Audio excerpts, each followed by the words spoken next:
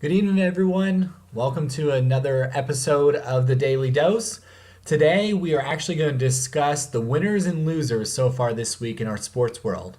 Before we get started, I just want to say again, thank you S15 Designs for sponsoring this show. I do have a new shirt.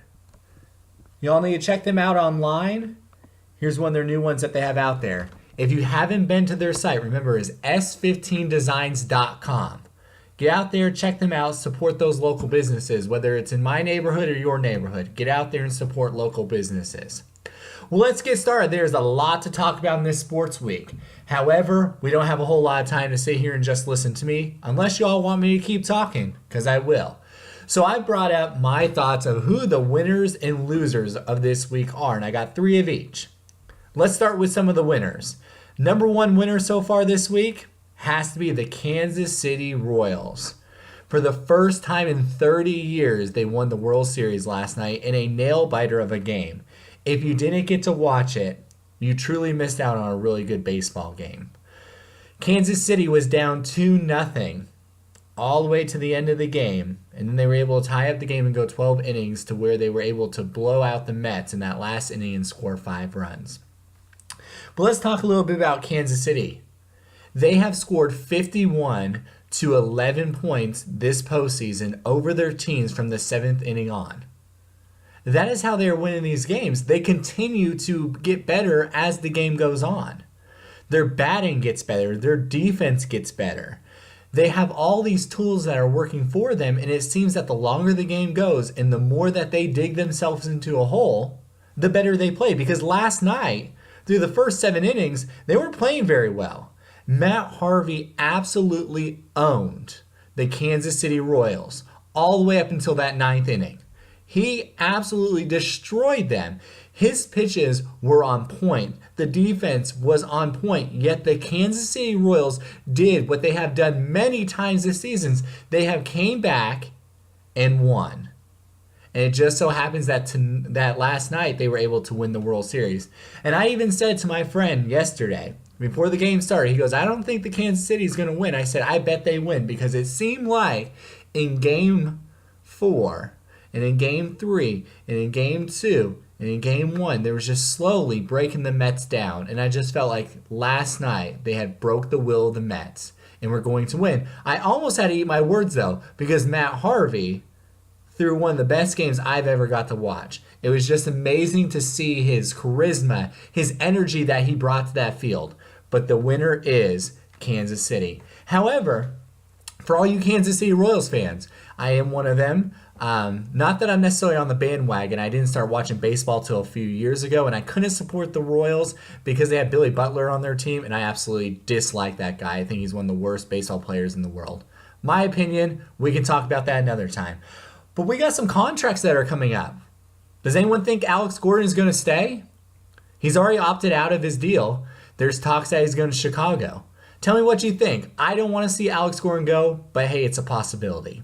So on to the first loser would have to be the New York Mets. It is a disappointing loss for them, but I want to talk about a few things that were great. Number one, Matt Harvey. Excellent pitcher, pitched a great game last night. They call him the Dark Knight. He threw 111 pitches and was pitching a great game till that 9th inning. So I pose this question to anyone who's watching. What if he didn't come back out in the 9th? Would that have changed the game? I'm not sure I have the answer. All I know is up until then he was pitching a great game. So great job, Matt Harvey. Also the things that the Mets have going for them, for all you Mets fans out there. They had 5 of the people starting last night who are still on their rookie deals. That means you have a young team in the making. The problem with that is you're going to have to pay them sooner than later. So watch out for that. The next winner I want to talk about are the Oakland Raiders. Yes, the Oakland Raiders. And I want to talk about them not only because I thought that they played a great game this week. They beat the Jets, who have a stellar defense, but also because they were talked about in one of my comments. They are my winner for this week. And I want to give a little bit of praise to their team and to Derek Carr. So just looking at their team in general, they are 8th in points in the NFL, and they are 9th in yards per game in the NFL. That's pretty good stats. Here's another stat.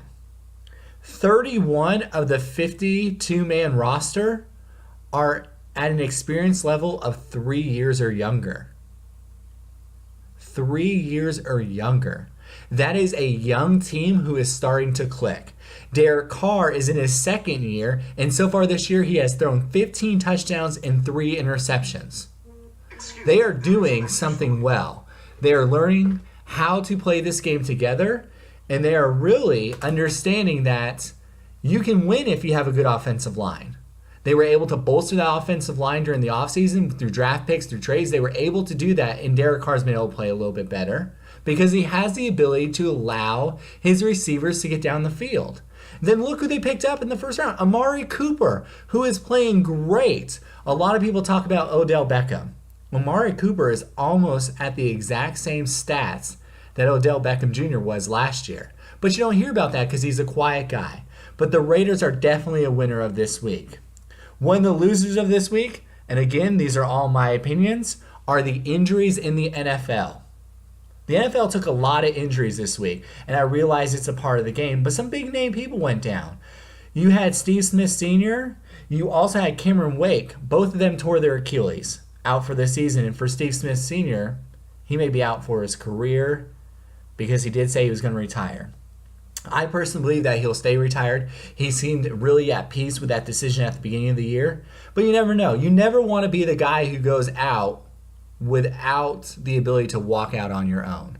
Charles Barkley did the same thing. He was supposed to retire, got injured, and said, I'm going out on my own accord. So will we see Steve Smith Sr. back? I don't know. I don't think we will.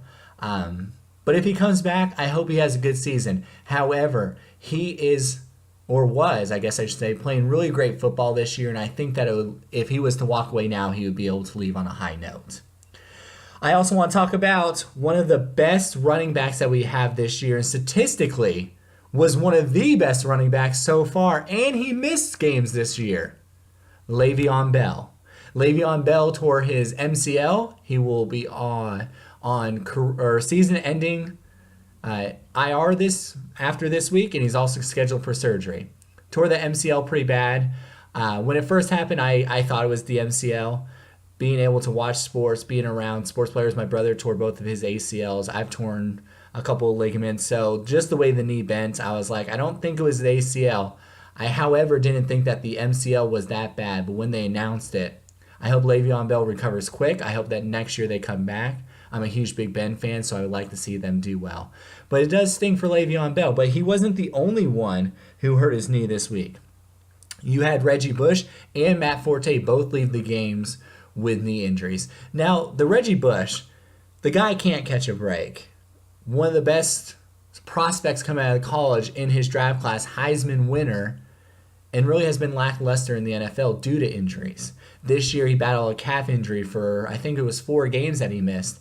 And then he comes back and he slips on the sidelines and hurts his knee. I want to see these players not get injured because of the competition in the game, but I know it's a part of it. I know the NFL wants to crack down on all these things, whether it's concussions or whether it's the hits. It's football. And I know I say that being the guy sitting behind the camera talking to all of you, but it is. It's football. And any of us who are watching this would sacrifice what they are to be out on the field. I would. I can't even play flag football anymore. But if I was able to play in the NFL, if someone got injured and they said, hey, John, do you want to come out and play? I'll be there. Because we enjoy the game. We love the competition. And it stinks that the injuries are happening. I just hope that these people continue to recover well. I hope that when they do get back that they are better than what they were before. Another person I want to talk about is Ricardo Lockett from Seattle. If any of you got to watch that game, it was a pretty good hit. It was not a blindside hit as it was called on the field. It wasn't an illegal hit. It was just a good hit. It is sad to see that that football player went down the way he did, but it was nice to see when he was leaving to be able to show the sign that he's doing okay. He did go in for neck surgery today. The prognosis looks good. However, he won't be back the rest of the season. For all the people who did get injured in football and in any sports, quick recovery. I hope it goes well. I know what you're going through. I've had 4 surgeries on my leg. I'm scheduled for 3 more. Recover well. Do what the doctors say. Get back to feeling 100%. Now let's talk about 2 more people, winners and losers. The first one that I want to talk about is the Red Rifle. Andy Dalton and the Cincinnati Bengals. I had the Steelers winning yesterday, but in the first quarter when Big Ben got his knee hit and then when Le'Veon Bell went down, their ship sank quick. And I think that they'll recover. Don't get me wrong. I think the Steelers will be able to bounce back. They have been plagued with injuries galore this year. It is a part of football, but I do think that you'll see them bounce back. Mike Tomlin's a good coach, and I think that they'll be able to grab a wild card spot. Now, again, I'm a Big Ben fan. I like the Steelers, but my heart lies in Kansas City. So the winner of yesterday was definitely Andy Dalton, the Cincinnati Bengals, still undefeated. Andy Dalton didn't even have that great of a game. He had a 65 QBR, and he only had a 60% completion. Not great, but guess what? He got the W. So great job on the W there. And now, one of the last things I want to talk about is the game between the New Orleans Saints and the New York Giants. They are, to me, the ultimate loser this week. I'm not a person that wants to see a game that scores 101 points between two teams. And here's why. Because that means there is absolutely no defense. None. You had 13 touchdowns between two quarterbacks. Now, mind you, Drew Brees, excellent quarterback. Eli Manning, playing really great football. Very good quarterback. 2 Super Bowl rings for him. So I understand that they're able to get to the guy that they want to and be able to throw those touchdowns. I understand that. What I don't understand is that you have defense looking at each other, not knowing what is going on. Like, I thought you were going to get that guy. You are playing defense at a pro level.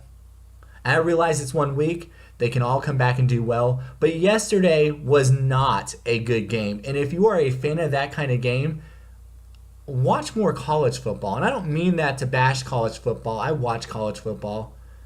But you always see those high-scoring games. Let's see some good defense. This is already an offensive game. The NFL has switched this to be an offensive game. You can't touch the quarterback. If you do, you're going to get a flag. Even though he's a football player, you can't touch him. This is an offensive game. I want to see that defense step it up. Now, let's get on track with the defense, in my opinion. And again, I'm the guy sitting behind the camera, so I get to talk about that. I do want to give props to Drew Brees for throwing 7 touchdowns. That is no easy feat. He does get in the same class as Peyton Manning and Nick Foles. So great job, Drew Brees, on that. Eli Manning is playing excellent football this year. Now, they did lose yesterday, but he himself and his team overall is playing good football. If you remember the first 2 games of the season, they lost those games. They did that. The other team didn't beat them. The New York Giants beat themselves. I think that you'll see the Giants come back. I have this, I don't know why, and I'm not necessarily giving you my Super Bowl predictions, but somehow I see the Giants making the Super Bowl this year. I really do.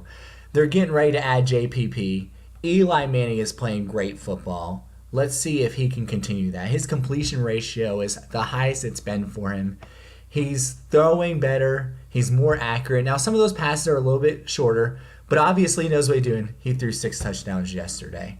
So those are my winners and losers so far this week. I appreciate all of you watching these videos. If you haven't liked, if you haven't subscribed, or if you don't comment, please do so. I want this to be interactive. I want to know what you all want to talk about.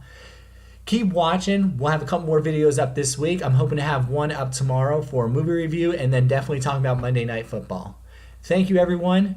Have a good night.